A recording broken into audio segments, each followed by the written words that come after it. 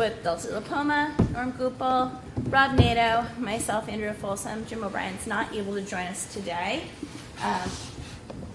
We also have Superintendent Mike Flynn, Business Administrator Michelle Clark. Curriculum, Assessment, and Professional Development Director Becca Gagnon, Administrative Assistant Extraordinary Jody Condon, and our student reps Noah Aframe and Flo Napas. So welcome, everyone. We also have Matt Stone, who I will not forget today, who's always in the background, and will be joined later by Mandy Hibbard and Jim Rizicki. So with that, let's go ahead and do the Pledge of Allegiance. I pledge allegiance to the flag of the United States of America and to the republic for which it stands, one nation, under God, indivisible, with liberty and justice for all. All right, so we have one set of regular school board meeting minutes from March 7th, 2023 to approve tonight. Is there a motion to approve those minutes? So moved. Second. Okay, any discussion? Hearing none, all in favor? Aye. Aye. And no one's opposed. Those carried. All right, and we are at our first public comment section of the evening. We're good? All right. We were able to do a quick scan of the audience. We're good. So moving right along to student representative comments. How's it going, guys? So stuff is starting to get busy at the high school now that winter's over and it's sort of starting a new season. So spring sports are starting. They just started this week for high schoolers, and middle school is starting next week. Anyone want to join the baseball team? They're looking for players. We need baseball players. Baseball. Really? We got 12 varsity baseball players. Wow. Interesting. And like softball and lacrosse. So no JV team? No JV team, just a varsity team. Really? Yeah, lacrosse took all the players. Took a bunch of the players. Yeah. Tomorrow is the SATs for the juniors, which is a big day. Big day. The sophomore class we, just went to the DC, which was a lot of fun. Thank you to Miss Cintros. It's always a great time when she takes class grades there. What else? The French exchange. French exchange is going to be gone for 2 weeks. They left the last week, I think, on Wednesday. So a couple of teachers went with them, and it's mostly upperclassmen that went for that. And we've also got a spring play starting. Probably forgot a few things, but we're going to be visiting the elementary school probably sometime in the future, too, to get an update on that. Oh, you guys are busy. Yeah. Excellent, thank you. Comments from the board? Oh, Norm? Sure. I just want to say thanks to everyone that came up with the district meeting. I thought it was great. We passed the budget. I want to thank the community for their civil discussions and feedback and questions. Very healthy. A reflection on that, I want to say two things. Rob, you did a fantastic job communicating the budget and the presentation to the community and defending it. Multiple people in the community had said that it was a great explanation, very clear, and felt comfortable voting in support of it and how we approached it. So I want to make you did a fantastic job. Dulcie, on our CIP, the same thing. People said it was clear. A lot of people reflected on our CIP plan and thought it was a fantastic revamp and to support what we put in there. Looking forward to seeing how we're going to use it moving forward. I thank the board for a healthy budget season, and now that we're on to the next one, thanks for all your support and getting it across to the finish line. Great, thank you. Rob? I have biathlon news. Okay. So in 2013, Tommy Eckelberger graduated from Hopkinton High School and went to UVM and then did a bunch of different stuff. And then he and I were working together at S&W Sports a few years ago. And he got involved with the New Hampshire National Guard setting up their biathlon team. And then he decided that he wanted to be a part of the New Hampshire National Guard. So he is now in the military, and he ended up being on their guard team, did very well at nationals, and will be going to Boden, Sweden for the World Military Ski Championships at the end of this month. So good job, Tommy. Cool things happen. Wow, that's excellent. I'll just echo Norm's comments to thank the community, thank all of the district staff, superintendent, Michelle, and our school board for a great district meeting. I know it was different from last year, but I think it was great to have a lot of really good conversation and comments happening. And I know that, like the rest of us, even though we just passed that budget, we're already thinking of next year's budget pretty much immediately. So, no rest. Excellent. All right. On to Cincinnati. On to Cincinnati. With that, we're ready for current business. Okay, so last meeting I was not here, but you had heard from the principals at the building level on updates. So we had made a goal in the spring here to hear from principals, then directors, and then you'll hear from them one more time at the end of the year on wrap up from goals and building level stuff. So did you guys do rock, paper, scissors? Do you care who goes first? All right. Jimmy Jam. Jim Rosicki. I lost. All right. Or you won. All right, happy spring. Wow, yeah, it's when I was trying to write my notes for an update, I realized my last update was at the beginning of November, so lots happened. So I'll do my best to stay brief and stay on target. First and foremost, I just really want to thank the board and the community that supported the overall budget and the increases in the facilities budget. Also, I'm just very grateful of the support of the CIP. That's kind of the lifeblood of how we're going to move forward on really turning a corner on building maintenance and getting things off of our plate that are older and at end of life. So just I'm really grateful, and it was really great to see everybody out there. Dulcie, great job. So again, I think like last time I broke it into 3 different categories. I'm going to go quick. I'll start with the fun stuff, which is projects. And forgive me, I'm going to be all over the place as far as timing is concerned. So it's been a busy fall and winter, again, since my last update. I've been super busy just collecting data, numbers, equipment lifespan for our energy audit, for our CIP, for budget. It was a lot of preparing, a lot of different contractors, people that I haven't worked with before, a lot of walkthroughs. So I'm grateful for those opportunities because it gets me into the nitty gritty of the buildings. I mean, 9 months in and I still don't know every nook and cranny, and that's my goal this year. So that's where I've been pretty much on. The safety and security grant we've been working through, tightening up numbers, getting the final proposals. We signed those, we locked in contractors. We've already done walkthroughs and we're ready to hit the ground running on that. Both projects in April, over April vacation. This is kind of news, I guess, more for Mike and Michelle. I've been working closely with the principals on the whole keying hierarchy, which has been going well. Maple Street and Harold Martin will happen over the April break, but our locksmith is really pushing it to getting it done over a weekend. So the original intent was summer, but I think we're going to be able to just get that off of our plate in the spring. So Chris and Jake have been phenomenal about coordinating with that, and we're working on strategy, how we can distribute keys appropriately. So everybody's really excited about that. Out of every project, keys, it's been cool. So move on to carpeting. Carpeting was kind of the last remnants of the building project. So they finished over at middle high school through the fall. A lot of you guys don't know, and I want to give a shout out to the teachers in the area that were affected, meaning what they did, they had the kids remove the furniture out at the end of the day during advisory. Carpet people came in right after school let out. They ripped it up, put the new stuff down, custodians new stuff in that evening. So it was like we had a really quick turnaround. We busted out these projects as school was happening, so it was pretty cool. And very patient people over at the middle high school. Carpeting was finished over at the Harold Martin Library over February break. That was fantastic. Hope nobody misses the green carpet. We did our fire alarm testing over the April break as well. Bleacher inspections were done, safety test. We did bid walkthroughs for the air handling project for the auditorium.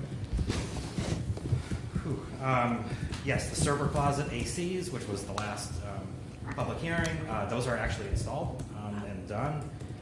The walk-in coolers were just completed last Friday, so that's project off our plate. Again, I don't mean to drop this bomb on Michelle and Mike, but I applied for some Eversource rebates, so we'll be getting $500 to $1,000 per project in cash. So that's going forward. We ordered furniture for the middle high school and Maple Street here too. That's still about 8 weeks out. I already gave an update on card access. Cow wall and storefront that was signed off, and that is going to be over the summer. We don't want to opening up ceilings like this in risky weather, table showers. And then the other two final.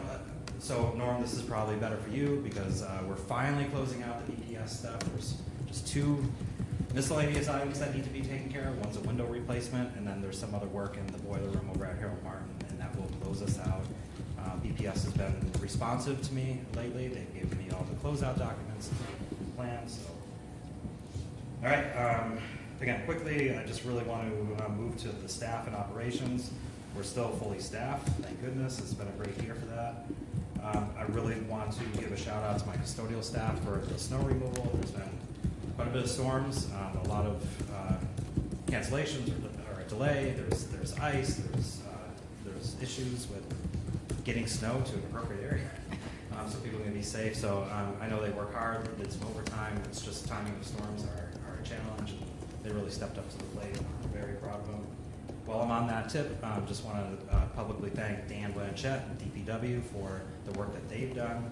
I didn't even have to call them, and they already had pushbacks scheduled for the February break, and they even did it again after the other snowstorm where we had a delay.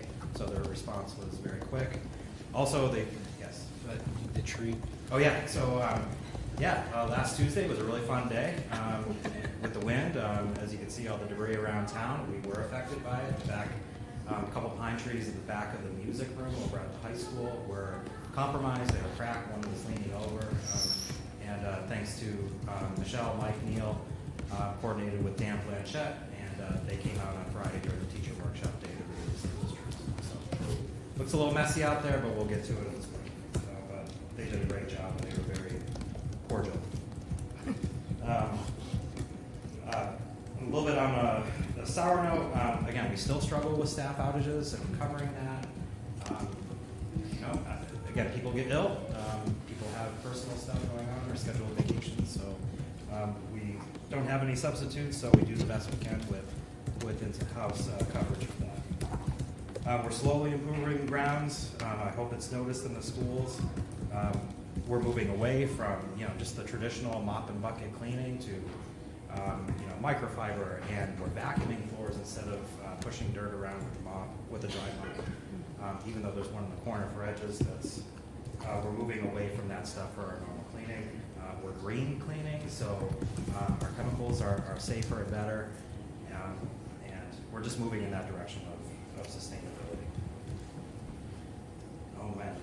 Team meetings. We're having team meetings now with my staff, especially at the high school, just to coordinate better. I have an all-day training day on April 25th of school break.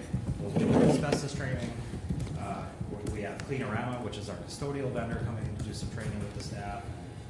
A lot of quote-unquote housekeeping with processes, goals, and all that stuff. And then finally, work orders. Again, I think I was giving a couple updates with we're completing a certain percentage. I'll just give you, on average, we're completing about 57% is our average closing of work orders. That's like, hey, there's something wrong in my room, or we have a plumbing issue, or there's a floor tile coming, so we need a shade. That's where Spencer, our general maintenance individual, is doing those repairs. I'm also stepping into for the HVAC stuff, so I really want to get that number up. But again, the struggle is he's covering the schedule during the day, running ice buckets around. I want to get that closer to 80%, but we're still going with that. However, we're 76% on the preventive maintenance work order. That's the separate part of the program. That's we have weekly and monthly automatic work orders that are generated for our custodial staff, which is like checking oil levels. There is vehicle maintenance, snow blower maintenance and filter changes, e-lights and fire extinguisher checks. So there is preventive, ongoing stuff, playground inspections as well. So that's kind of where we're at with preventive. A couple more items and then I'll be quiet. Let Andy have it. So I think I alluded to this before, what's been really beneficial, and I believe with the principals as well. I have a standing meeting with all of them every 2 weeks. They've been awesome. We've been able to talk through things. I just want to give props to them because they're very easy to communicate with. We share the same vision. And sometimes when you just need to close the door and just vent for a little bit on other stuff, they've been very good allies and friends. And they come to be very dear to me, so, and I hope I to them.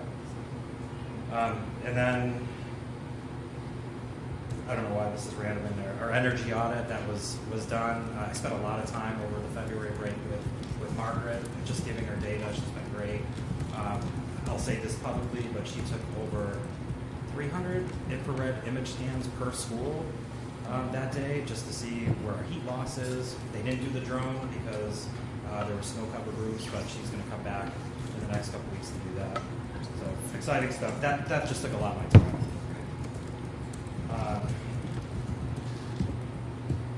A lot of my day is spent with chasing HVAC issues or smells or odors. Random stuff that just can totally fry me, where I may not get a result or an answer for. Sometimes it's frustrating, sometimes it's an easy win, but I'm not just that like sitting down all day. Like I'm out of the schools and responding to things that happen, trying to correct those things. So the odor issues is fun because at least every school once a week has there's a funny smell somewhere. It could be like we just filled up on propane, or there was a big thing over at the high school with an odor emanating from the nurse's office where we thought it was a broken pipe. Turns out there was a condensate drain that was dried up. It was above the ceiling, but it was just frustrating and it was long. And people were patient, but it's just chasing stuff with that with hardly getting anywhere sometimes. So, and then I don't want to end on a I don't know, like a downer note, but I'm going to bookend this update with budget as well. And I told Mike I was going to allude to this with the board update is just to be really honest, like you guys paid me to do a job to move forward, and a lot of the issues that I experience in the district require more money. I really feel that your heartbeat to me is if there's an issue or a long-standing issue, I want you to deal with it, get it done right, get it off your plate. That rather than a Band-Aid. So that's been my approach to a lot of projects and a lot of issues that come up. So I am, as Michelle would vouch, I am over budget on a lot of my lines for HVAC, especially the trades, supplies and things to get the job done right. So I want to be transparent with you that I'm not loosely spending. But some things that require more of a heavier repair financially, I'm going for because a lot of these things are really need to get done, have been band-aided in the past, or not addressed at all. So again, I want to get it done right, get those things off the plate, and it fries me when I hear it's never worked or it's always been full in here, it's always been hot in here, and I really want to make every effort to correct those people to be able to not get that hot. So I know squeaky wheel gets the grease, so again, just be prepared. I am going to continue to ask for increases in the facilities operating budget. Again, the budget process never stops, but just so you know where I'm coming from, there's a lot more to do. And I'm trying to be fiscally responsible, but it's just want to let you know where I'm coming from and how I approach different there. So there's not new stuff here. So. again, sorry to end on that note, but I felt it was appropriate. So tell them what you're doing on Wednesday night. That's a good note. Tomorrow night? Yeah, where are we going Wednesday? Oh, yeah. That's a good note. Yes, Town Energy Committee Yeah. meeting. We're going to try to ally with the town to see, there's some exciting stuff happening with solar and their energy committee. And I still think the school's energy committee is better. You think it is? Delcy. So we're gonna try to combine forces, and I like the energy of the energy. That's a good note. Are you coming? Yes. Okay. Yes. I won't be. I'll let you talk. Any questions for Jim? Yes.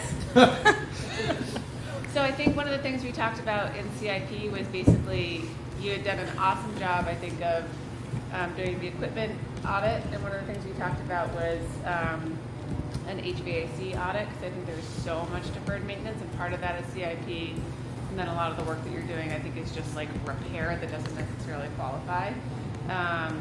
But as you alluded to, like, this is part of the work that we're doing with the actual CIP plan, but I think that'll be something that'll be really helpful for people to understand, especially in HMHS, which is like everything's at 25, 30 years in the play. So I think that's good strategic work in addition to like the chipping away at it that you're doing. I also think there's a real opportunity here for Smell of the Week that goes out through school newsletters. Follow Jim's adventure as he tracks down whatever is happening. Yeah, but I think it's great, and I think the buildings look really clean. It seems like the custodial staff seems really cheerful whenever I see them. And I know that, you know, the team building work that you're doing with the staff and through the schools is appreciated. Thank you. It's great. Yeah, you took everything out of my mouth. Like, did you read my notes? No, I experienced the same thing. Everyone that I've gone to the building say, Jim's on top of it. School looks great. It's a new culture, new climate, new feeling with having a new facilities director, and it's been a breath of fresh air for them. Seeing things get done and not be out there for a long time with the problem is well appreciative. I went to the library over at Harold Martin and saw the new carpet there, and it looked beautiful. And with the foundations, new shelves in there and all that, it looks gorgeous. And it made me want to like just go there just to like read a book. It was so well, it looked really nice and everything. It's very appreciative to have someone who really cares about the district, that wants to continue to invest into it and advocate for that, because we need to be hearing that. We need to maintain our facilities.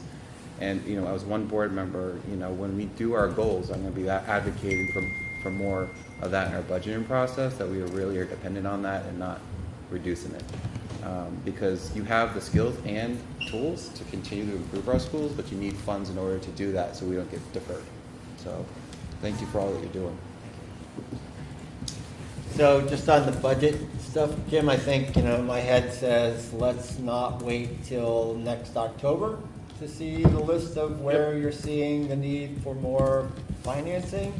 And maybe we'll invite you to the next finance meeting and see if there's a way that we can figure out some stuff so that, I mean, I'd rather start thinking about that now than thinking about it in October. So I appreciate that. And I'll talk to Mike and Chelsea and we'll go from there. And Michelle. I think they've Okay. spoken very well. So Jim and I meet bi-weekly as well, and one thing we talked about this morning is kind of what he ended on.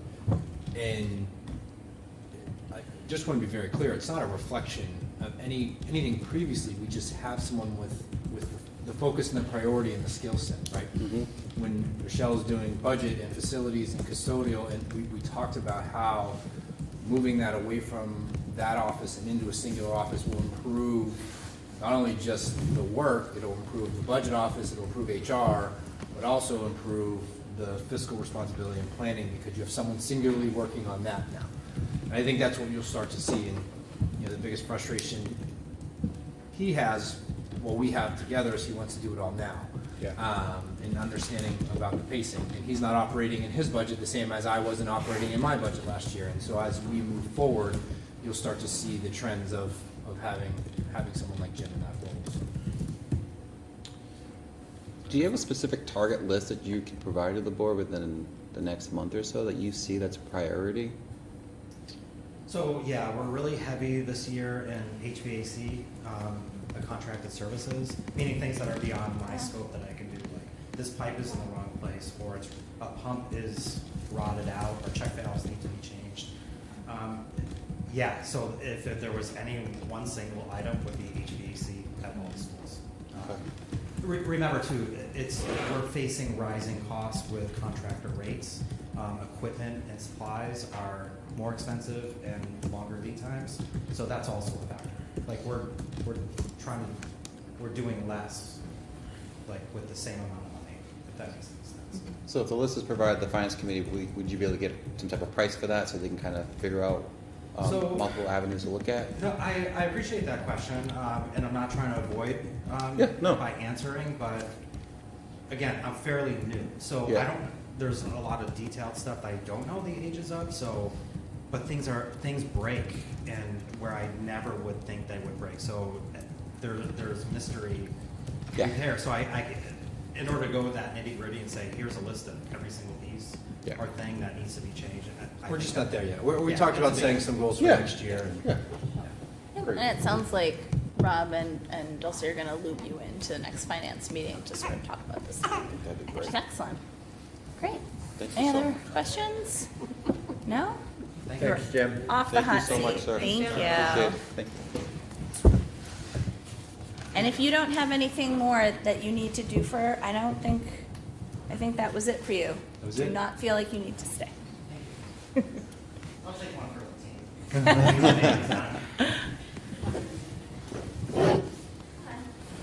So, like Jim, I think it's been since November. I don't have all the detailed updates he does, so I'll probably have to work on them a little bit. But we'll see. So just to start, I'll start with just attaching, going through the progress towards the goals that we set. So for curriculum assessment, I'm not going to beat this horse because I think it's been talked about because we all kind of had similar where we really wanted to work on that RTI, that wraparound, and working with Becca and working with the building principals. They've talked about it already, so I'm not going to go into detail on that, but we collaborate with them all the time, whether it be at wraparound meetings, which I'm at, for Harold Martin and for Maple Street every Wednesday. And then we meet with, the two principals plus Becca plus myself, we need to talk about what happens at the elementary level for those things and how that looks. Again, they've already reported on it. I'm not going to go too far into it. As far as finance, most of that, my goal was really about just how do we maximize what we have and be more effective. And a lot of that comes in those tiered systems that we're working on right now. So a lot of that will be there. I do want to celebrate Jeanette and the nurses for their hard work with MSB and making sure we're attacking everything we can to get that Medicaid funding back. Yes, I kind of have to be a part of that, but I'll be real honest. If somebody has a question about our MSB website where we log information, I'm sending them to Jeanette every time because she's great at it. But we're excited to offer, the IAs are coming to a training tomorrow to really just get updated training, ask their questions, what about this scenario, what about this situation? Again, just to make sure, number one, we're doing it the way we should be, and we're maximizing our sessions. We just started putting in for the bus monitor part, so we were able to do some of that. So that'll be an addition moving forward, so we're excited about that. As far as policy work, it's my work with working with you guys. Andrea has all the information that I've been working on. Luckily, it's one of those things where I signed up I did something on the goal, but it's also a class I needed to take. Really grateful for it. I went into the class going, oh gosh, I probably learned more than I ever anticipated I could about our policies and how it works.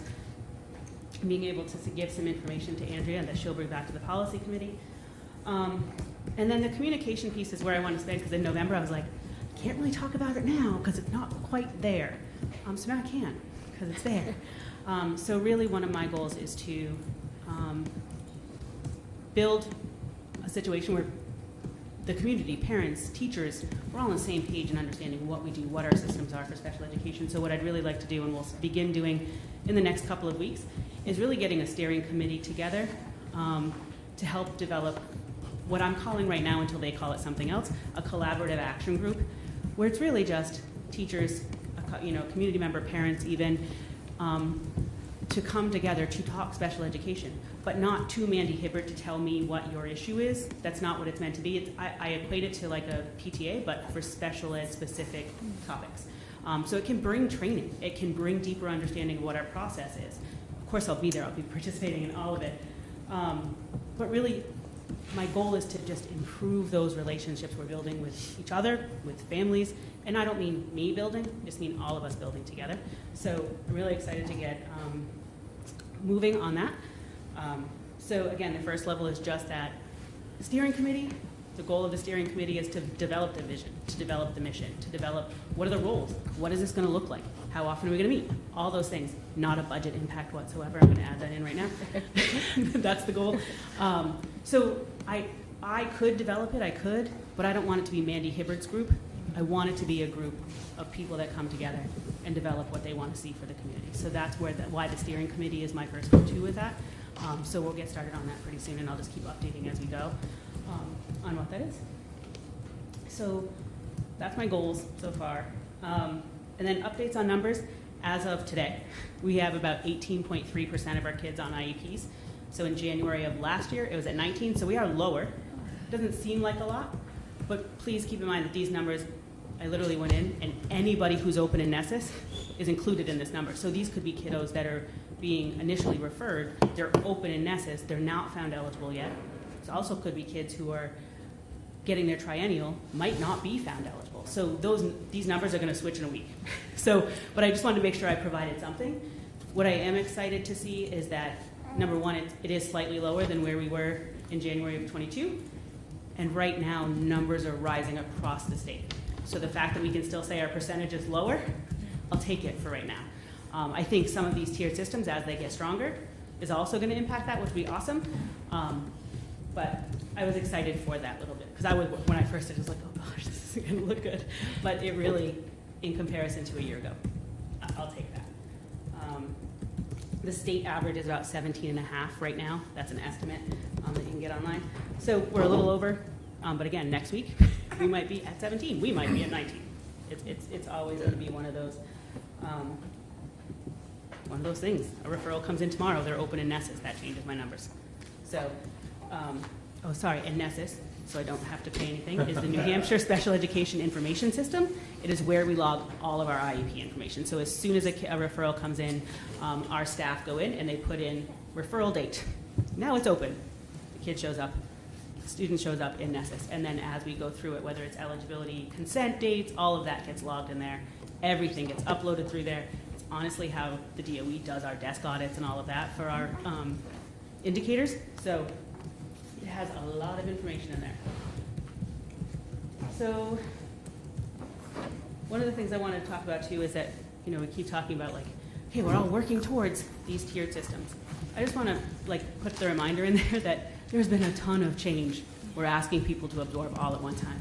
So I think our purposeful, intentional, and scaffolded approach to how we're introducing things and how we're bringing things to the table is exactly what we need to do to make sure that we can all stay on board with it and to make that foundation strong. So I just wanted to put that out there. I know we've been talking about this a lot, but if we're not purposeful and intentional, it's going to fall apart tomorrow. So just wanted to add that in there. I think the only other thing I really had was ESY.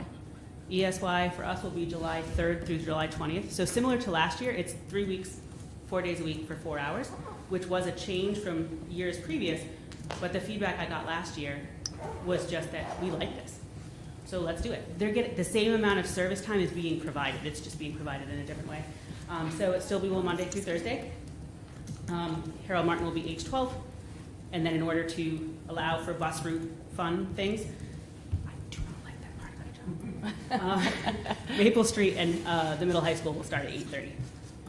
And I will say, it takes hours to do that bus route. And you wouldn't think it would, but it's awful. And ESY stands for? I forgot. Extended school year. Awesome. I just, on the part that Mandy mentioned there briefly at the end, which I don't think she gives herself enough credit for, systematic change in special ed is probably one of the most difficult in our profession. So when you're changing building practices, wraparound's just one of the example. When she's talking about the tiered RTI, that's significant change within a district. First, educating the staff on what we're going to be doing or how we're going to be doing it, but then showing them what they should be doing versus what we were doing, and really the data that's pulling it in. And I wholeheartedly believe in the work that she's moving towards will produce greater support for students that are, whether it's cusp or in or off. that will help all of our students combined, not just special ed. But I don't think she gives herself enough credit on how much she's moving the needle and how challenging it can become. But it's definitely working. So. But I think the work that Becca's doing, the work that Patrice is doing, Carrie's doing, Chris and Jake, all of those pieces, they can't impact special ed unless they impact all kids. So it can't just be me, right? It can't just be, thank you, I'll say that. I'm not good at saying that. You're not. That's funny. But I just think the collaborative effort and the amount of discussion and the amount of really engaged listening that has to happen in order to do that, that's all of us, because it's a lot of work, but it's fun work. Great. Great. Questions? Oh, she answered me. She's on fire. Look at that. Oh, well, I have questions. Oh, Don't yeah. leave. Sorry. Just kidding. I guess I'll start at the end and then I'll work my way backwards. So for the systemic change, and I know you've talked about how so many individuals in the school district are involved. I was just wondering how it is from like the family's perspective, how families have been responding to this change and coming along and supporting or having a challenge with it. So I'll be honest, I'm not sure I'm the best one to answer that question, Okay. simply because a lot of the change that has happened so far is the universal level. So the way we do assessments, the way we share assessments, so I'm pointing at you because that's been great work, and I've gotten great feedback because of that, not just from me, but just in hearing other people. But a lot of those things are happening have to happen at tier 1 first. So that's not specifically me. I'm a part of the conversations for sure. This is a soapbox I could stand on for a little while. But all of those foundational things have to be tier 1, or the other tiers don't matter. And the tier 1 is that universal. The tier 2, I think there's been I don't want to even call them kinks, but all the questions, and some of the questions that were coming in initially, for the tier 2, the intervention, wrap around what that process was, I think it's appreciated. I think it's hard to get used to from a teacher's perspective, but I also think it's really great information for families, because when they finally do come to my table, they've had so many conversations with people that they have all the data they need to understand why they're sitting at that table for a special ed referral. Awesome. Fair. Yeah, that makes sense. So working backwards, so you talked a little bit about Medicaid reimbursements, and I don't think folks have a good appreciation of how important that is to school districts and to budgets. Can you talk just a little bit more about that? Yeah, so we get money back for certain services. So, and Medicaid has a fancy little spreadsheet that I refer to all the time that tells us what they call billable, who can then order that. We have what we call an ORF, and I'm not going to be able to give it, so I'll pay the dollar because I get the acronym wrong every time. But it's basically an order form of recommended services that are needed. So if a kiddo needs OT, we do have to send occupational therapy out to EHS, which is Educational Health Service. It's a new rule. It's a legislative rule, so we have to send it to somebody beyond our OT who can sign off on that. Once that's done, we bill for all of those services. So our OT or our CODA will put in for the services that they provided for every single student, and we get a portion of that back. So it can be rehab assistance, as long as it's not straight up academic.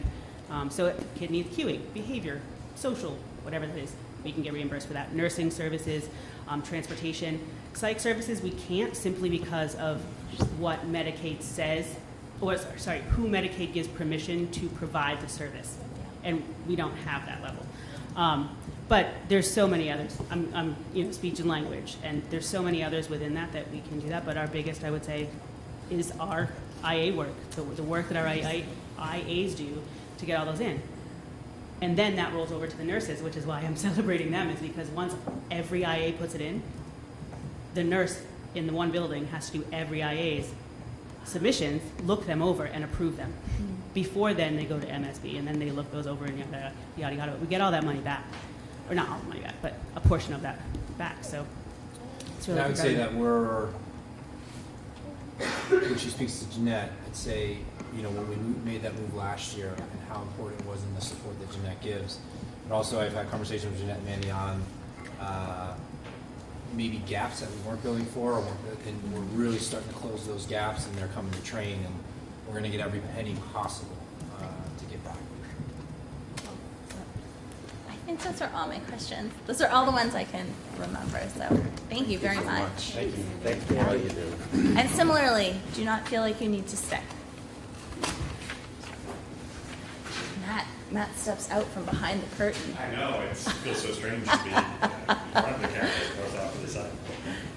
Yeah, like them, it's been a while, so try and be somewhat brief. Of course, this is sort of our operational phase of the year. You know, we have, most of our projects are sort of crammed into the summer. That's when we do our biggest project work. But there are always projects going on throughout the year. We completed some network upgrades at Harold Martin over the February break. Well, let me back up. Before the February break, actually the Wednesday before February break, we had our first major outage in 3 years that was caused by us. So that was, I always like to say, you know, you can tell how a day is going by when your plan for the day gets blown up. That was the second time in my career. It was before I was out of bed. Someone was in early and said, hey, the entire district has no internet, which is really not something you want to hear when you're still in bed. But it was good to hear early. Unfortunately, it was really quite a thing. We have 2 firewalls that connect us to the internet. One as a backup in case one fails. And the primary had failed very hard, wouldn't even turn on. And then the backup had somehow completely blown its configuration and was unrecoverable. So that was, we had to factory restart and start building the configuration from scratch. So not my favorite morning, I will say that. But we had tremendous support from the staff. They were very good about, you know, as one teacher said, it actually felt good to teach with paper. And I said, that's very kind of you. I would hope to never force that on you again. But so we were able to restore internet access to the buildings by about 10 o'clock, I believe, or 10:30. And then the phones were actually down a little bit longer at the elementary schools until about 12:30. So that was certainly a day.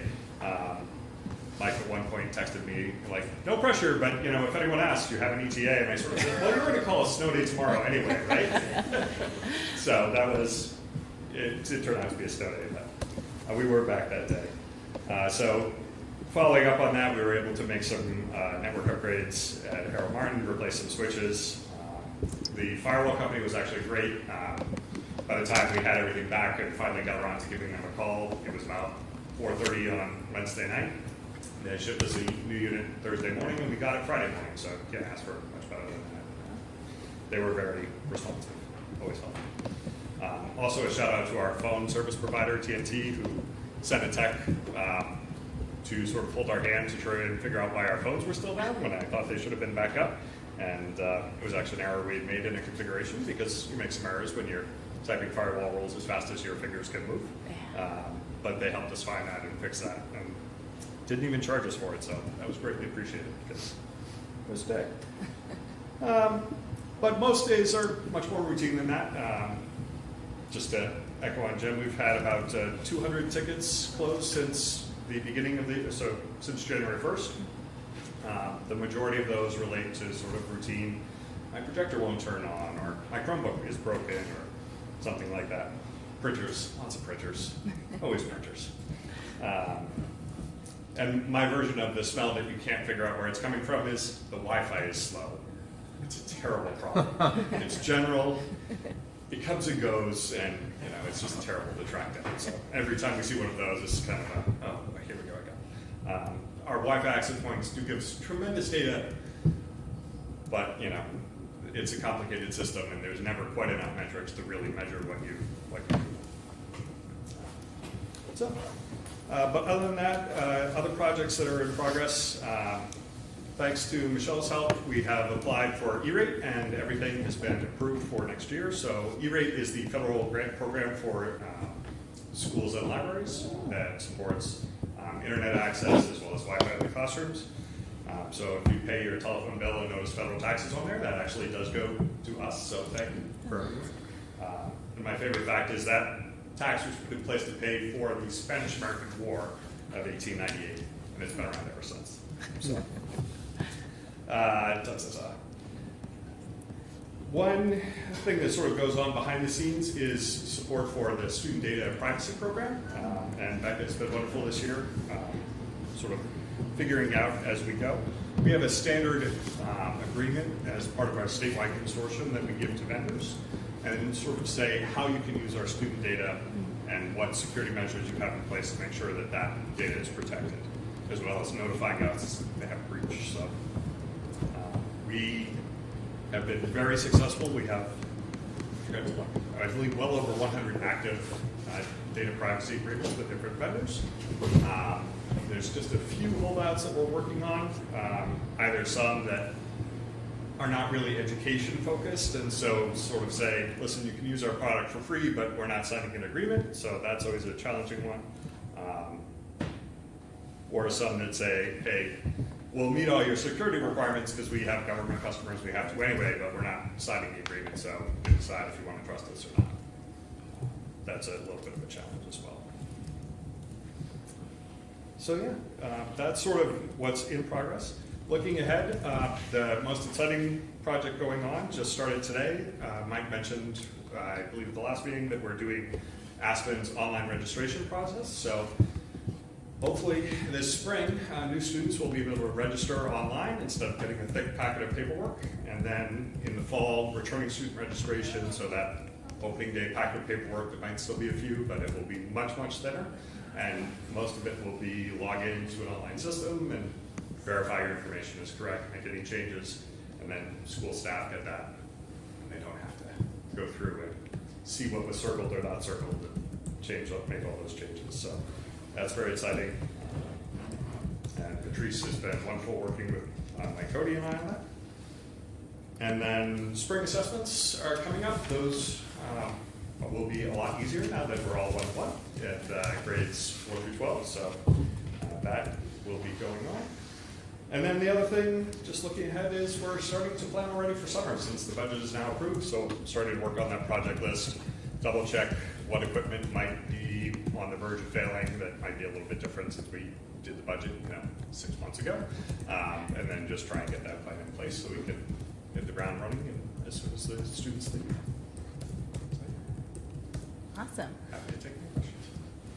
Awesome. One of the things that we talked about initially in the fall, looking at your first round budget, I think was looking at staff computers and a possible change in moving away from staff-owned laptops to possible Chromebooks or other resources. What's the current thinking about that?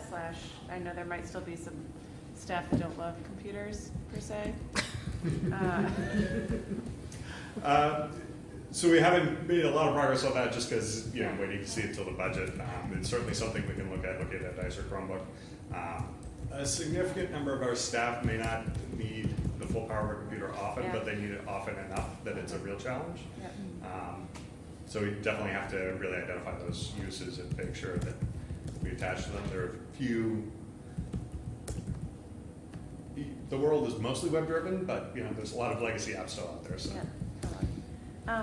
And then I don't know much about Aspen, and I can't believe I'm saying this because I love paper report cards, but is there a universe in which report cards and assessments, will be delivered electronically to parents so that they can sort of have records of them over time? Oh yeah, absolutely. So at I'm the middle high laughing school, because you said I love paper.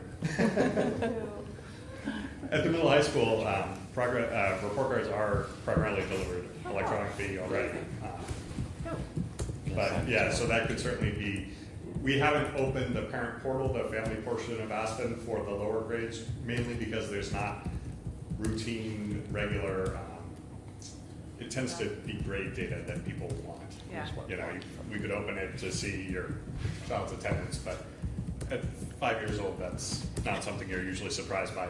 Right. If they're home, you know about it. True. Your teenager, that could be a little more challenging. But then, so that will be an option, and then we just decide whether we also put them out, or it's just a kind of, if you'd like a paper copy, let us know. Yeah. What you want. Awesome. We're really diving into Aspen itself Yeah. in K through 12. So Yeah. this is one of the first things that we've been trying to hammer in is online registration to eliminate that because the office and the amount of time and effort they have to put into that. This is going to help alleviate a lot from nursing forms to addresses to co-guardianship to all the things. So Yeah. we're going to work towards a lot of that. Awesome. And then obviously looking ahead as CNA starts to take a look at how reporting is done throughout the district and starts to refine that. Obviously we'll be building that into Aspen and hopefully giving parents live looks at that so they have a frequent That's great. idea of how their students are doing. Cool. Great. Any other questions? Norm? Nope. Just showing what Aspen looks like. Rob, do you have any Good. questions? Thanks, Matt. I don't think I have any questions. Oh, I did have one question. Sorry. The phone system. When is that getting upgraded? We've been in touch with 2 vendors, our current phone system vendor, the one who came out and supported us, as well as our current provider who can do a sort of easy migration as well. And so we have some proposals from both of them. We're just trying to refine final numbers so we can make an educated decision on that one. And that's a summer. I would assume that's a summer. That's sort of what we've project. been planning. It Yeah. would be a summer rollout. That seems big. It is, but much less so than it would be in the past. It's mostly going around and replacing one old handset with a new handset. For the most part, we'll be able to do the programming ahead of time and literally just say, hey, room 103, here's the phone, plug it in, move on. Wild. Yeah. Awesome. All right. Do you have anything you need to add? No. Great. Thank you, Matt. All right. Staffing contracts. Yeah, so again, I apologize for last meeting, but you were able to see the first read of contracts. So just to give you a quick reminder, teachers' contracts are annual, along with continuing contracts. So you can go on after 5 years, continued contract, 1 through 5 is not. In that document, you may see a couple different colors this time than previously. As we're moving towards our final staffing meetings, which are happening next week with myself, Michelle, and the principals. Those are some just highlighted areas of what we're working on. And if you have any questions, clearly that would be a non-public matter at that time. So when we move towards the next meeting, April 4th, that would be finalizing them, in which we would then issue contracts to teachers. And anyone that you're not going to renew, you have to notify prior to April 15th. And we would then move off that process.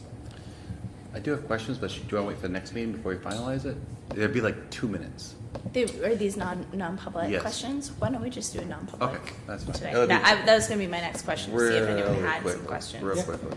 We can do a non-public. Sure. Perfect. All right. Good. Yeah. All right. So second part of that tab on that same document would be the first read for HES employees. So same story. We're a little bit earlier than normal, previous business practices, but the earlier the better for us. That you can notify people, especially when you're trying to retain people, rather than try and look in other places. So same colors, same things.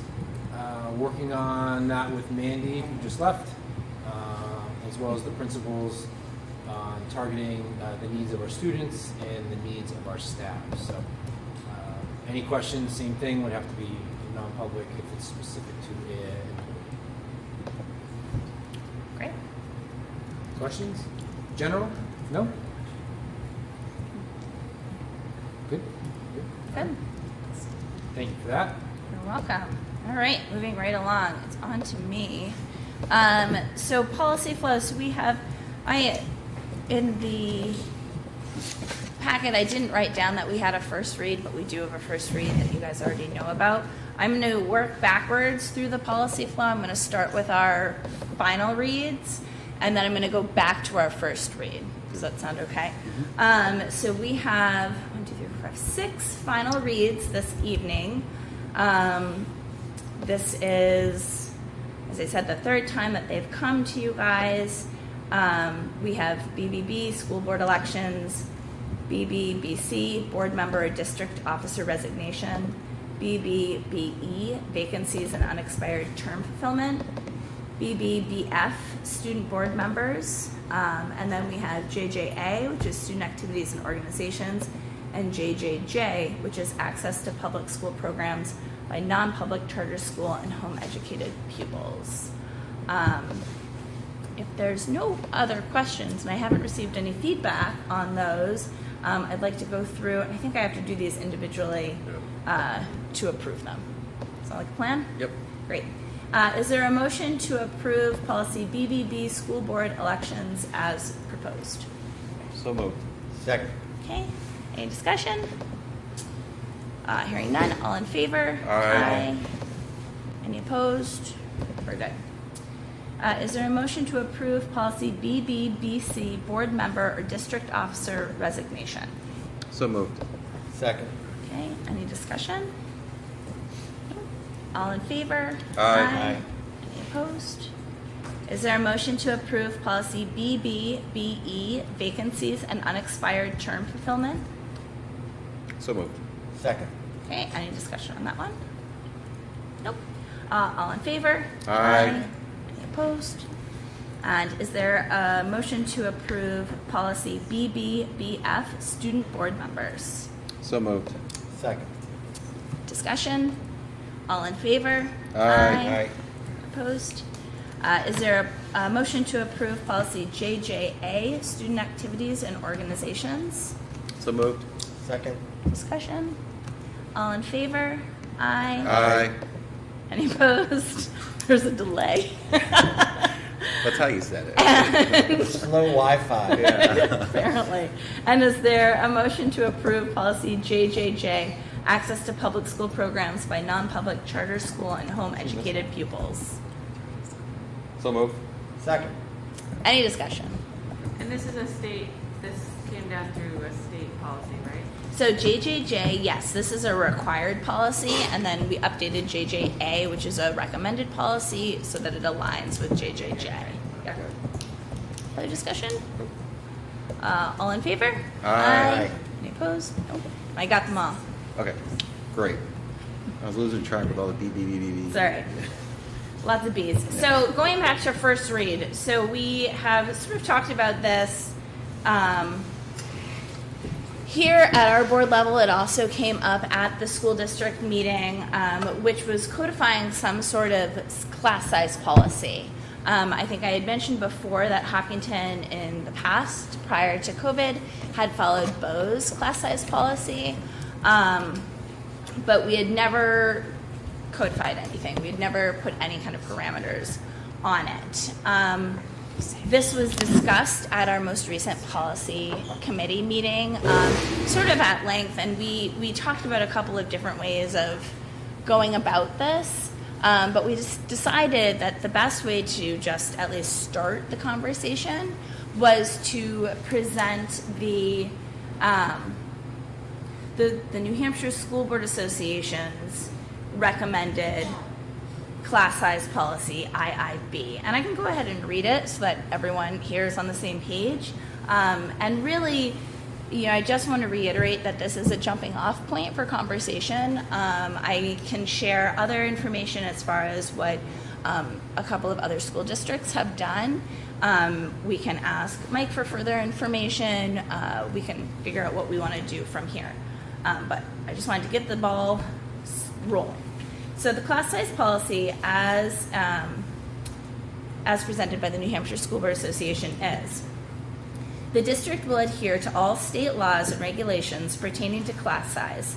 In the event of scheduling conflicts, staffing shortages, space limitations, fiscal limitations, or other issues that prevent a classroom from adhering to class size regulations, the superintendent or designee will contact the New Hampshire Department of Education and seek alternative compliance allowances through the applicable state procedures.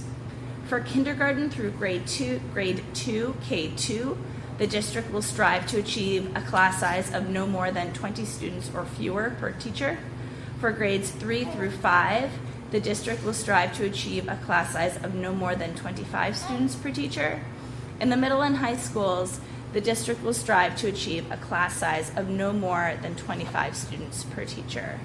I should also add that we did bring this up in curriculum and assessment as well, since that's a nice cross-section of teachers from across the district. Just for some historical context and just context in general, some of the biggest things that we heard, and I think you can jump in here as well, would be to make sure that any policy that's created is flexible enough for classes such as PE, classes where really you can have upwards of 30 plus students in there easily, and it's not going to be a hindrance. Other classes like band or chorus, we don't want to say that there's a limit and then like not as many kids can join band or chorus because we put in a class size policy. So that was one thing that folks wanted us to keep in mind. Another thing that they mentioned was just the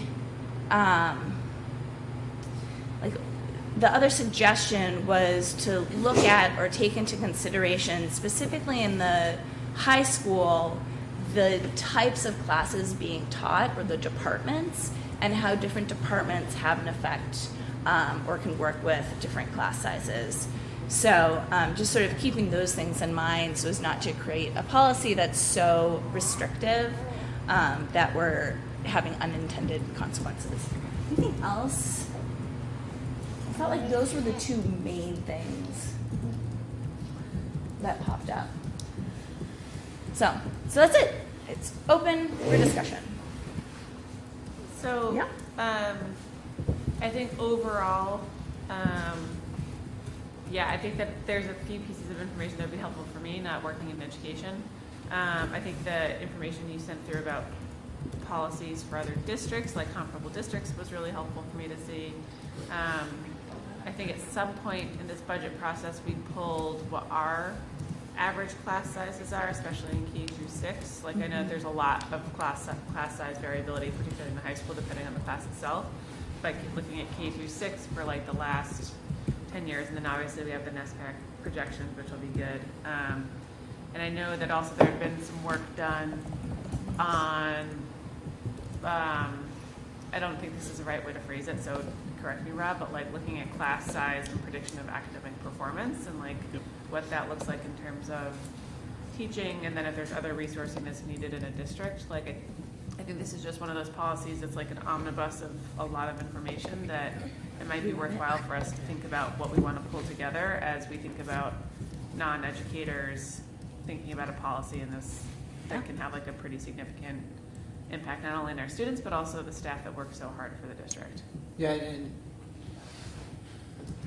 I'll try and get a couple steps back here. The reason why the policy is important because it should be a Hopkinton policy. Right. Okay. So NHSBA gives us a lot of recommended language, and the policy committee kicks and chews and all of it. Yep. I think when we look to develop a policy, you were on policy committee last year. For those of you that haven't sat on it yet.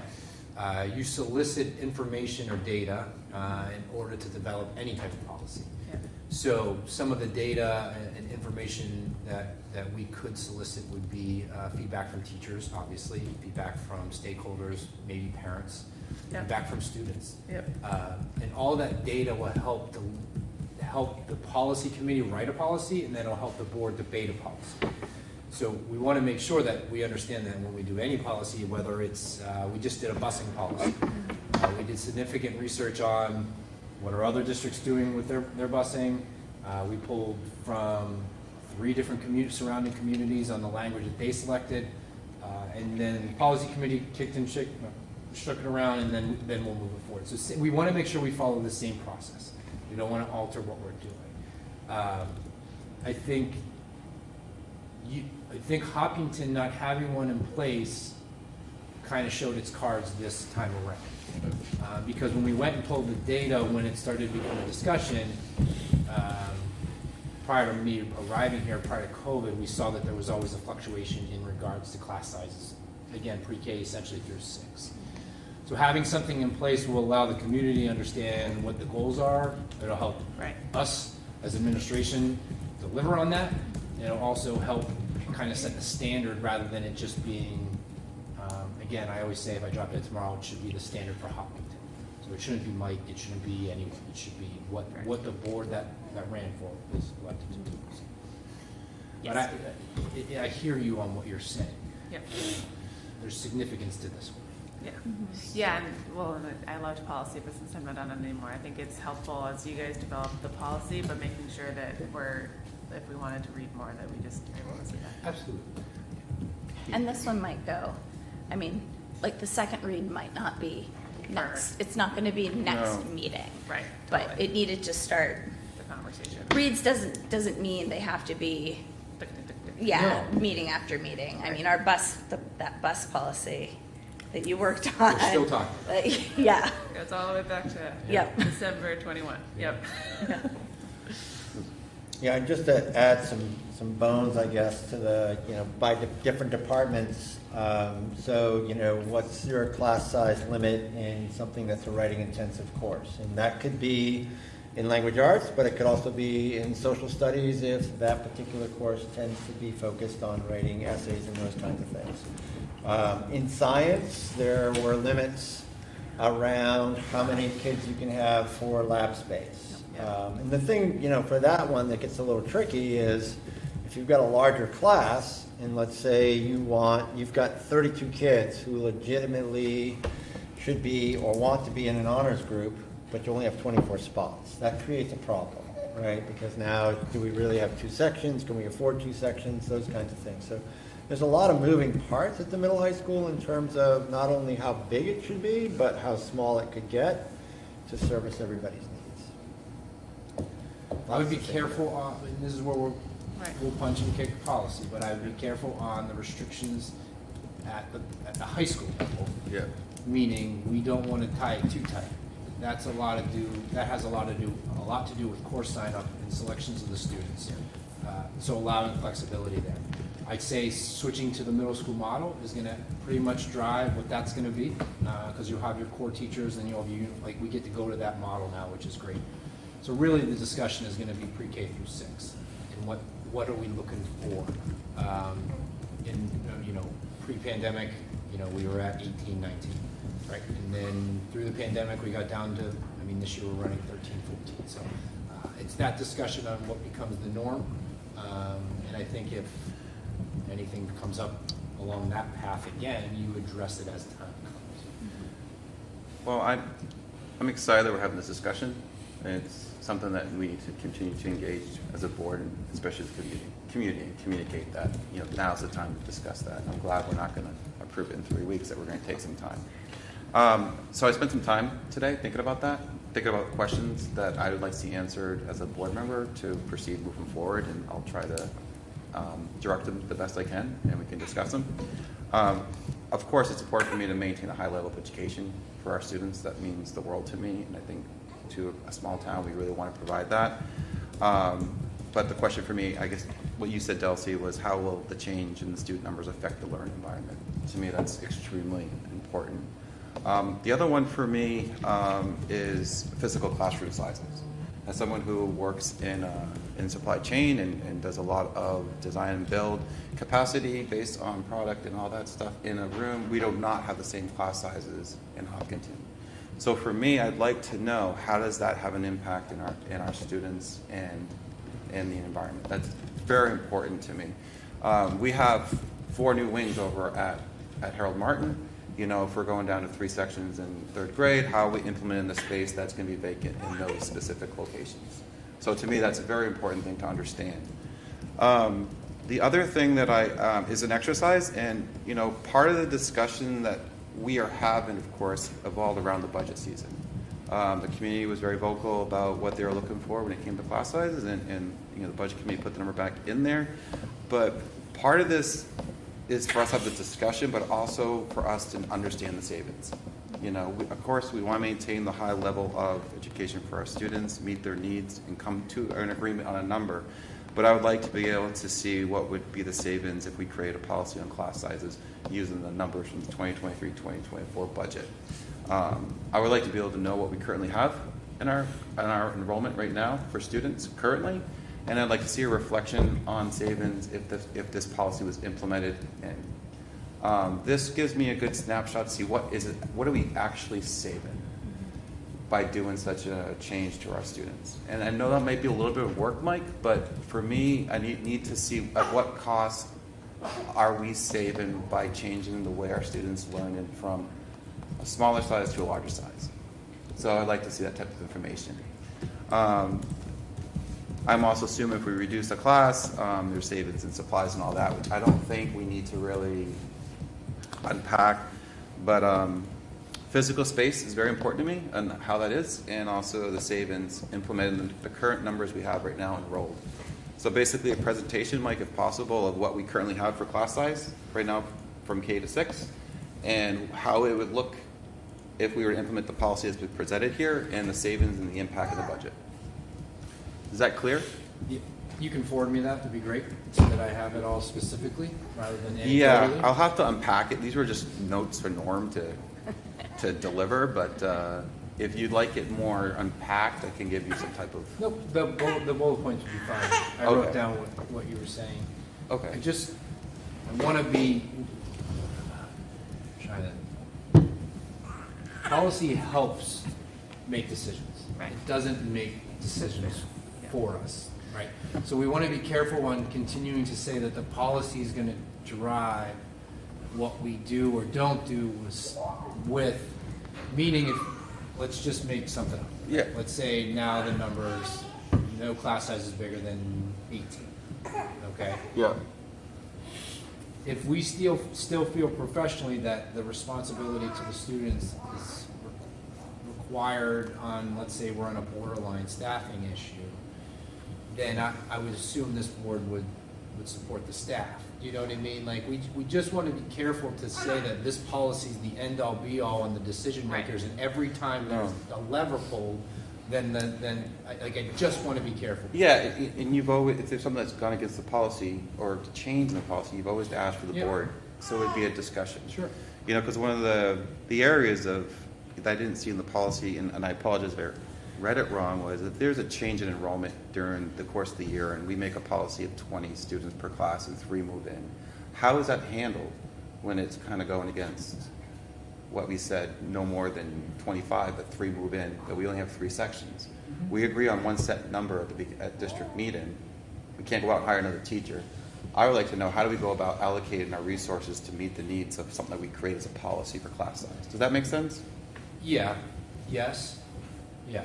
The answer is yes, but it's It's, also... it's questions that, Well, it you goes know, back, so this is the challenge in our world, is that's all the work we're doing prior to the school year starting, right? So we're Yep. never gonna be on the threshold where that's gonna become a middle of the year problem. Yeah. That discussion would happen in May for anticipated, that discussion. Kindergarten's really the one that becomes the unanticipated number when they roll in. Yeah. So that's a little bit of the faith in the people that you're hiring to do the right job, so that we're not ever stuck in that position. Right. That's all. I just, sometimes when you develop this type of policy that doesn't exist, there is a lot of emotion involved in it, which is fine. But we just want to make sure that that's not, hey, Mike, look what's going on here. Yeah. You know, that's all. Yeah, and I also think that there's value in like a thorough discussion, but also like a simple, cogent policy.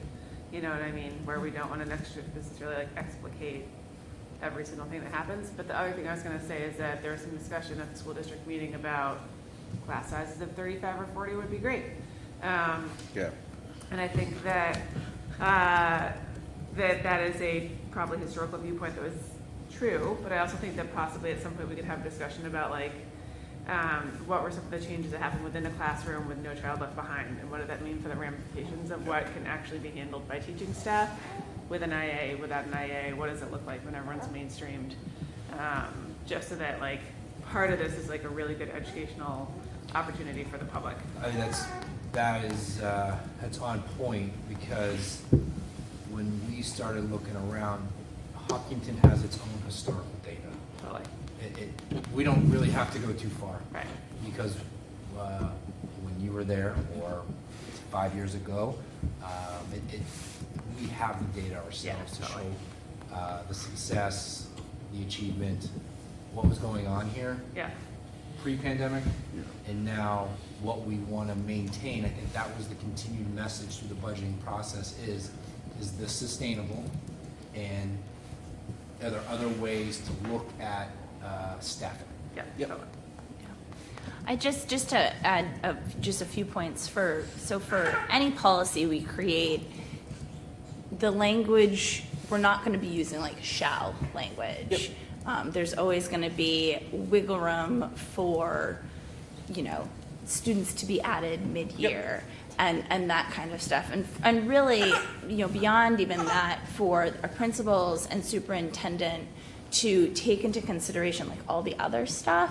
So one of the numbers that I had shared with you guys was the Samberton's school district, their policy. I didn't share like the full policy, but it includes stuff like, in determining the size of various classes, the administration will consider the following: the grade level of the class, the experience and training of the teacher, any unique requirements of the class, such as lab setting or level of class or state minimum standards. The other thing that actually I'm remembering now, Becca, is depending on the policy that we choose to put in, there's so oftentimes how at the elementary level, teachers are licensed to be able to go through different grades. Some of the feedback we got at CNA, however, was that there was not always the professional development to support teachers in moving from one grade to another. And so that would just be another budgetary consideration for us, is that if we're going to be having teachers that are moving between grades, that they also have the training and support of professional development to be able to do so well. Yeah, thank you. Yeah, and I agree with you. I'm not looking to handcuff Mike, in the Yeah. policy. I absolutely trust his expertise in this. I think for me, I just want to have kind of like a picture of what things would look like. Yeah. I want him to be able to do his job, but I think what I'd be looking for is, I think we all would agree we'd like to have this before the budget season next year, so he can do his job and be able to assess what he needs to do. Yeah. Because he needs a working document, a policy from the board to do what he needs to do. Yeah, I guess I'm just looking for, I don't want this to be black and white, I want it to be, it needs to be shades of gray within this policy to allow that. I agree with you. Yeah, there has to be. I'll send you over the stuff, Yeah. and if you have any questions, I hope it's not a lot of work. It helps me a little bit architecting this whole Yeah. thing. So at the next board meeting then, we'll aim for the next board meeting. Maybe you The can next board meeting. bring us back. It will not be a second read. Okay. It will be more of an informational session. I think we have as another far as policy the- meeting between now and then. I don't remember. The 8th and the 6th, no, we don't, so we No. don't have it until after. Yeah. So, Can I ask a suggestion? Maybe on our agenda, when we do discuss policy, we put, everyone doesn't want to be around me anymore. We put down maybe this specific one so we can have the community understand that this Yeah. is coming up. So Yeah. instead of saying policy, because we have one person here, well, 4 people here. It's definitely a hot button topic. Yep, and we were planning on that too, And I to really put it on there. want people to know that we just didn't go through this without having the discussion. Huh. I that was want, never the intention. no, I know that. Okay. I know that. Totally get that. But I want to make sure that we communicate the best we can. Yep, All right, yeah, great. and that was, we'd already talked about that. Yeah. of putting No, I on totally there. get it. All right, well, we're gonna pause for a hot second, because we are no longer a quorum. Hey, Flo. So is Nordic done? Yeah, just Yeah? like 2 days ago, it's done. So what are you up for now? Track. Track? Yeah. Good. Practice. Well, it was yesterday, but I wanted one day off in between the seasons. They started today. They started yesterday. Oh, because I was running. I saw George out there. Yeah. Great. And the middle school's next week. Yeah, forgot to put because they it got to get the lacrosse kids outside. Ah, you're back. We can resume. Oh, We stopped being a quorum, so we had to pause. All right. Professor Nato. Anything else on that one? I don't think so, but I think we're in good are shape. we okay? All right, this is gonna be a process, which is fine. Can we pause one more second? Sure. Sorry, Jody. It's fine, just to keep it. Okay. Bring it. So if we need it. Matt, do you have like hold music for us? We need some nice little graphic for the live stream I can put up and say, we'll be right back. some smooth jazz. If I do the smooth jazz, I'll try to be better prepared. This is a first. I don't think I've had to pause. Yay, we're a quorum again. So did Dudick. Sorry, guys. Oh my God, that was her pajamas. So stinking cute. Where'd you go? Go to the little boys. Everyone's leaving me. Right. All right, We travel in packs. continuing right along. Consent Flynn. agenda, do we want to move on? Do you feel, I felt like with people leaving to, The only other thing that Yeah. I would think about is that I think that like part of this is what you guys mentioned, where it's like there will be people to bring along in this process, whether it's faculty, whether it's a community, and so thinking about like what is the right. I don't know if we want to let people know that discussions will be happening at certain board meetings, like check the. yeah, that's what we were just normal. Terrific. Yes, Great. that was the plan, Great, thank was you. definitely Yeah. to note it, Perfect. so Yep. that it's on the agenda, yeah, and folks can see. Yeah. Thank you. So, perfect. This is exciting. Yeah, all right. Now consent agenda. Under your personnel report, under the new hire link, you'll see that we have an exciting hire for the AP Proctor exam. Uh-huh. I just laughed at that. So that's Tim. That's all we have going on right now, which is good for us. Moving into the report, in the folder is an overnight field trip for review. I think Jody called it the on field trip, but it's for, is that for robotics? Yes. Yes, robotics. Right. My 2 cents on the school district meeting. I think it's, all the conversation that occurs during the district meeting is always valuable, right? It's a good, it's good for community members to share their core values and what we have going on through the budget process. I think James did a great job in managing the meeting, and I think it was a testament throughout this process, repeatedly, whether it was at the budget committee hearing, the budget meetings, all the people that got up, everything was very well respected, no matter what point of view people were speaking to. And I think it echoes just the Hopkinton community and what we stand for. So just very appreciative on our end, and we certainly hear. And I think as Rob, we talked the next day, Rob's like, all right, here's what we're doing for next year. So already hearing and listening and moving towards goals for next year. After school grant, I believe 2 weeks ago, both Carrie and Patrice mentioned how they were awarded after school grant program.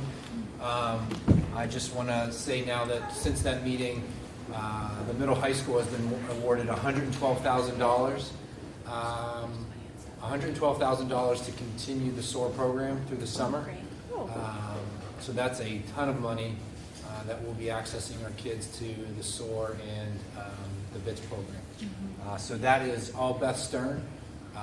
She worked diligently with the state to see how we qualified, who qualified, but that is, it's pretty impressive. So there will be something towards the end of the year, along with Jim and Becca and Michelle through ESSER, but I believe we've been awarded nearly almost $200,000 in grant money this year. So talk about return on your investment and what people were able to access and do. So that's just the tip of what's going on.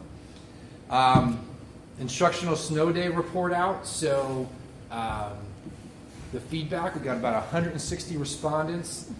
It goes everywhere from snow days are meant for snowmen to thank you, it was great, we're glad the day doesn't have to count, to there was too much work, to there wasn't enough work. So it is the whole pendulum of what's going on. So we'll sift through that data. The students, actually I enjoyed reading the students' feedback today. Same story, too much, not enough, boring. I just want to reiterate the value of those days or the purpose of those days. Every year, now that we have it in place, is the goal is to use no more than 2, right? So the first 2 will always be traditional. The goal would be the next 2 would be instructional, and then come back with 2 more snow days. So that gives us 6 days.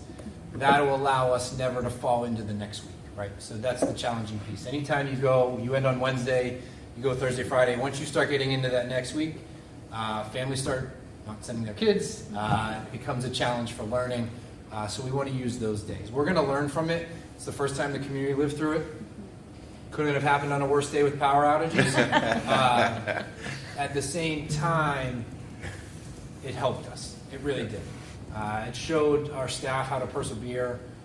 Communication that morning, I mean, we were from 6:30 on, this person talked to us, this person talked to us, and we adapted. So it went well. It has its speed bumps, but it's definitely a good tool to have. So I'm proud of the district for following through on that. Thought I had one more. I'm looking at you because you reminded me of something. That's all right. We'll save it for the next meeting. So with that, I'll move on to Michelle. Sure. So one thing to point out with Mike talking about how much money that we've gotten in these additional ones, we already get a bunch of money from IDEA, Title I. So I didn't think we were going to have a single audit for, it just depends on when expenses come in, but we might have to have a single audit for our 22-23 school year, which we pay for in 23-24. But just to let you know on that, which isn't a bad thing, it's just another layer.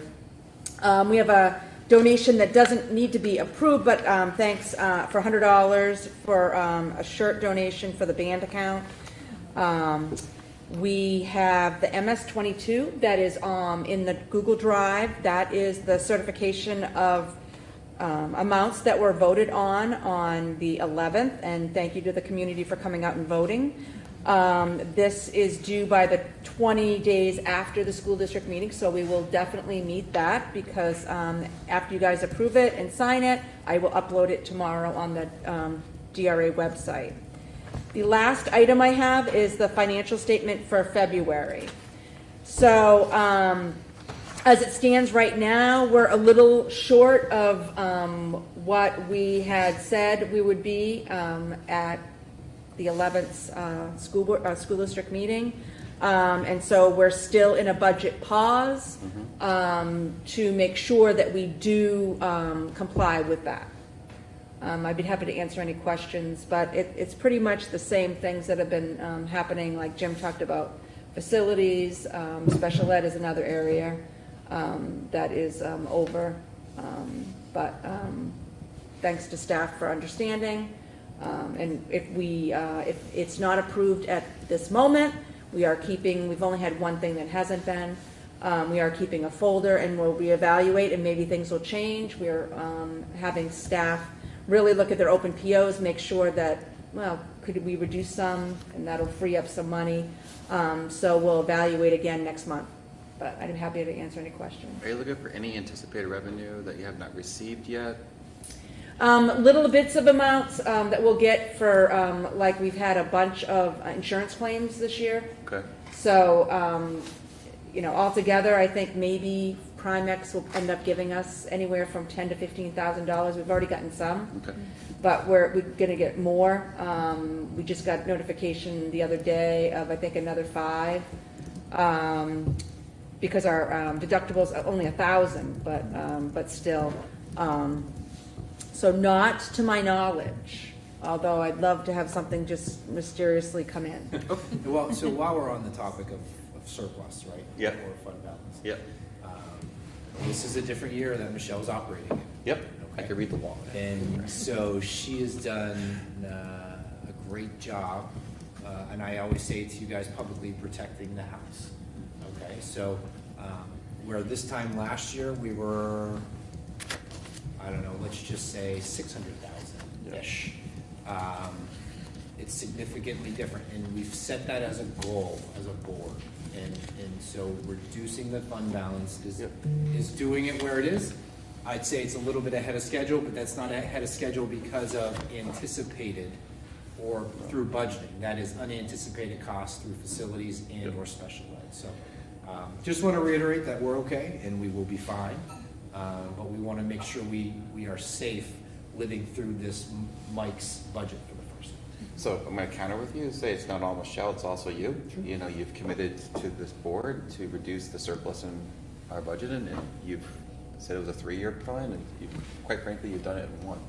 And so I think hats off to you for improving our budget process, and make Michelle sweat a little bit, but I'm confident she can do it. So- Yeah, I think the challenging piece,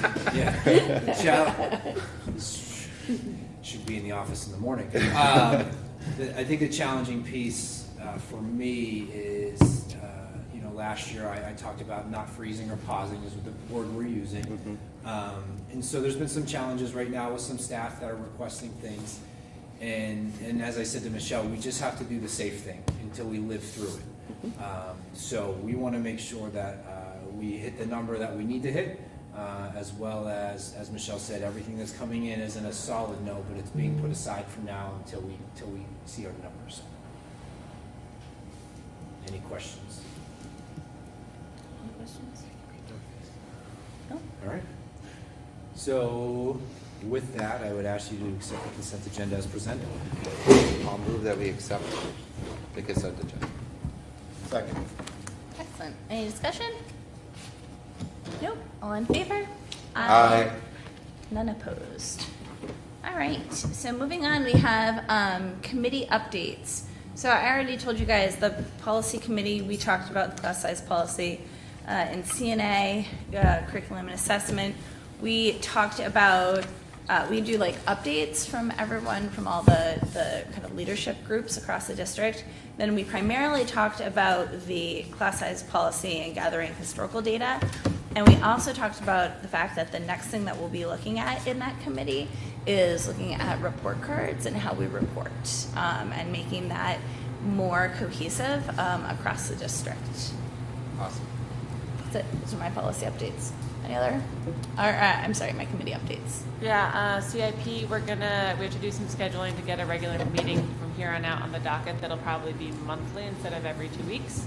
And then for energy management, I send a follow-up email to the team, but basically we're breaking out into sort of subcommittees to actually, if you look at the action items in the energy management plan, to actually start to move some of that work forward going into next fall. So again, we'll sort of have these recurring meetings. Part of the work that we also want to do is taking a harder look at the solar bids that we got and doing that in conjunction with the town energy management committee so we can start to think about what that might look like, which is cool.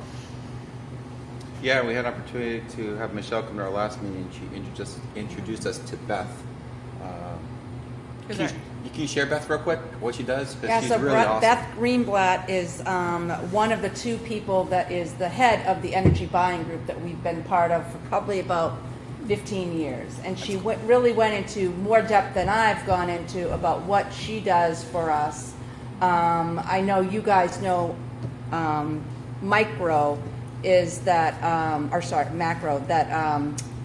she helps us with budgeting, and she does our procurements. So she was giving information to the committee about what she's done and offered help because she is a resource to us because we already pay for her resource, so it's not any additional for any solar or any kind of energy project. She did help me with when we went to propane at Harold Martin with the boiler. When we did the pellet stove here. So she's a great resource for us to have. She's like Nias, the future of everything. Awesome. Really cool. Like I was loved. So in finance, we met on Monday, yesterday. Yeah, Monday.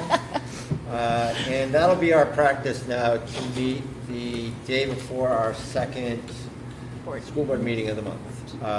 And the standing item will always be to review the financials.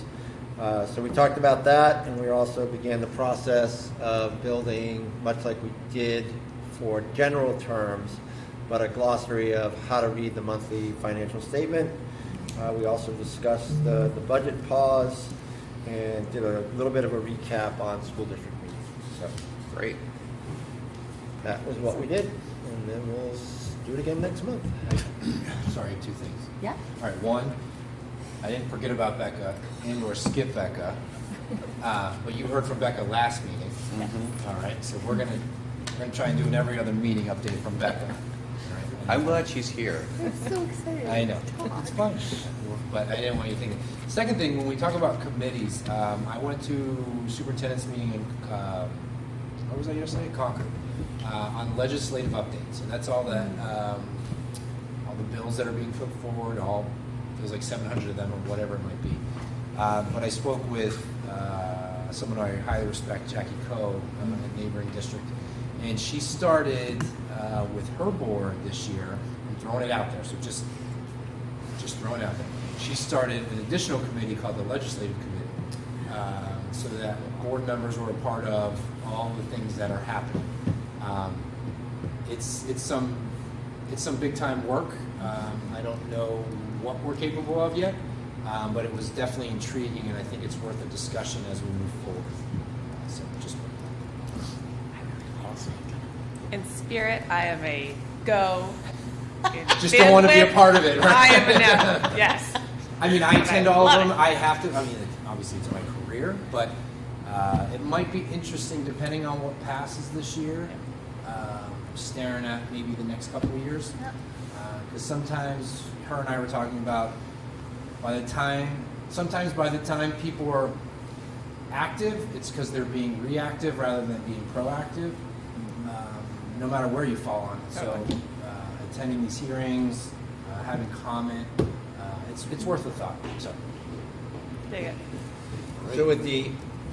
So we get the School Board Association updates, and they often cue us in as to when hearings are going to be. So would it be to be even more proactive so that everybody's on board? I would look at it as a monthly meeting. Same thing, about an hour long. Here's everything that was submitted. All right, anything that we as a district want to speak out in favor as a board. One of the ones that was yesterday was someone put forward food service, which is always a discussion in this community since I've been here. Food service being fully funded again, so everyone eats lunch. I think that's one that we should have been at to be fully supportive. Now, I think 80 people showed up for public comment in favor of it and 2 against, but I think that's maybe a little bit why you run for the board, right? So not just budget, not just internal, but we always talk about state changing or systematic, and that's one of the things that we could be at. So it's a thought. Dig it. All right. I like it. Excellent. Any other committee updates? I think those are all of our committees. Perfect. With that, we're come to the second portion, public comment portion of the evening. If you have comments, feel free to come on up. It's the same as always. Try to keep them around 3 minutes, and we just need your name and address. And we don't have a sign-up sheet. You can just come on up. Good evening. Tricia Lambert, 305 Galloping Hill Road. So you were talking about class size, and I think this was brought up at the Budget Committee, and I just want to reiterate that you already have a template of which to go from, which is the admin rule 306, ED 306.17 regarding class size. And I won't read the whole thing, but let me just give you a general feel for kindergarten through grade 2. It says 25 students or fewer per educator, provided that each school shall strive to achieve the class size of 20 students or fewer per educator. They also, because this was brought up by you folks, is that the class requirements, especially like for the high school, it says class size requirements may be exceeded for study halls, band, chorus, and other types of large group instruction. So I think that that's already been set. I would ask that, I'm sure there's a lot of work that went into creating that administrative rule, since you spoke about the legislature, and that someone has determined that these are acceptable, especially the 20, and I think we're well below the 20. I will speak from as being a parent of a child who has a disability, who received help in the classroom, and that person would not only help my child, but would help others. So I can tell you, in his entire time in Harold Martin, although I'm sure there were some gaps a little bit here during the day, there were 2 or 3 adults in those classrooms at that time. I can only speak from my experience. And I know this because I've heard his stories, even the times I weren't there, that he had, at least 1 or 2 aides that were in there, whether they were for him or not. And I know because I've been in the class and they helped other people. So I would ask that you take that into consideration. And again, I'll leave it there. Second topic, I'll try to keep it to 3, is I just want to bring the attention. I know that the survey is out for students on youth risk. I want parents to be aware that it's been posted. Thank you. You posted it within the 10 days, and it is out there. I know it's been around for many years. I would ask parents to look at it carefully. There's a lot of questions in there that you may not want your child even having the thought about your child, because it starts at 9th grade. It's not like you're in 12th grade. So I would encourage people to go look at those questions. I guess the only other question I have is, I don't know that we ever had resolution. Is the school still using the Sora app? And we need an answer to that, because I think anybody who knows anything about it is there's pornography in there, and kids can access that. And so, and it's descriptive and it's graphic, and parents need to know that. So if we are, I think it comes to the DOE. Somebody said, hey, this is a great app, but I think parents need to understand that. Anybody who hasn't looked yet, and parents can't see what they're doing. Can I have an answer? Are we promoting that and using that? I don't answer that question. I need it to be said on publicly. I know the answer, so please just give the answer. I don't feel comfortable answering it right this second. I don't know. I can certainly report back on it for sure.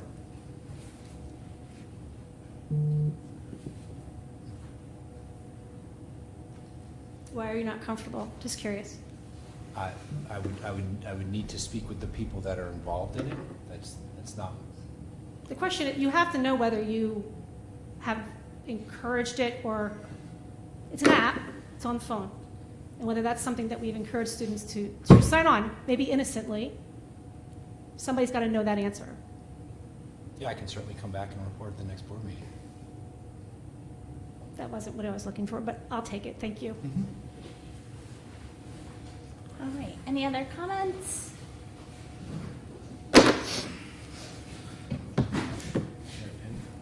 Lauren Clement, 86 Maple Street. Back on the class size policy, it obviously seems that there are state guidelines. So it would be my thought that you could write like a goal for class size in Hopkinton, but as long as it fell under the umbrella of the state guidelines, then that seems to be, it would seem that that would still qualify. So if 25 is the state number, and you guys do say 18, and by chance you have 3 classes that need 19 kids in them, I mean, I don't know if that's breaking policy, and then you would need to get another teacher.